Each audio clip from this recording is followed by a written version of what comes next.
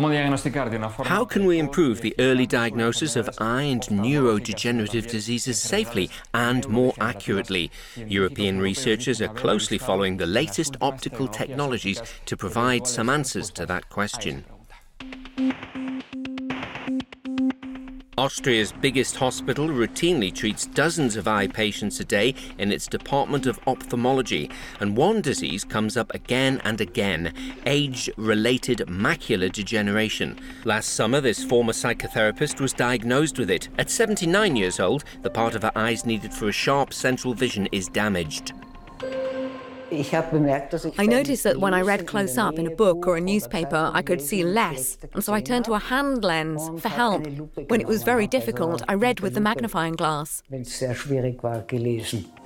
Macular degeneration could affect up to 196 million people around the world by 2020.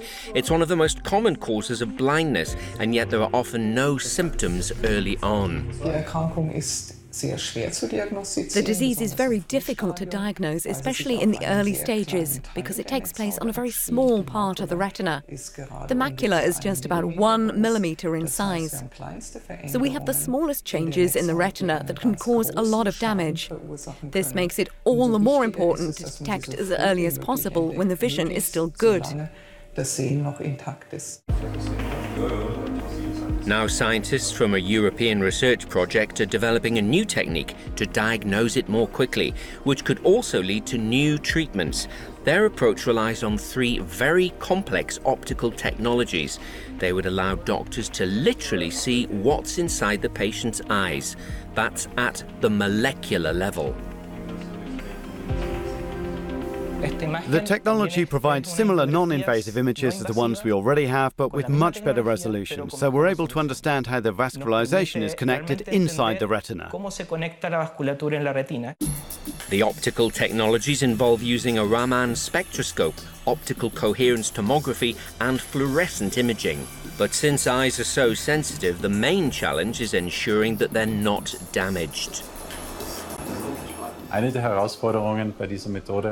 of the challenges with this method is, of course, the sensitivity of the eye to light. The big advantage of the method is that I don't have to touch the eye. I can just take light and scan the eye with light and measure the light coming back from the eye. And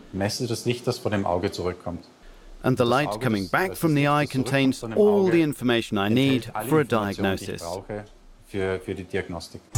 And since eyes are a window into the brain, the technology could also be used for the early detection of other diseases, ophthalmologists say.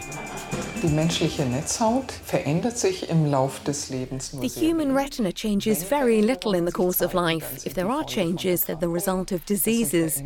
These are changes in the central vessels. For example, high blood pressure or diabetes can be seen very well in the retina.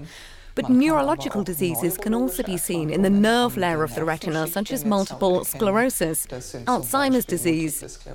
All changes that affect the central nervous system can also be seen in the retina. Once the technology is ready, it'll be tested in a clinical trial involving around 100 people, some healthy and others with macular degeneration and Alzheimer's.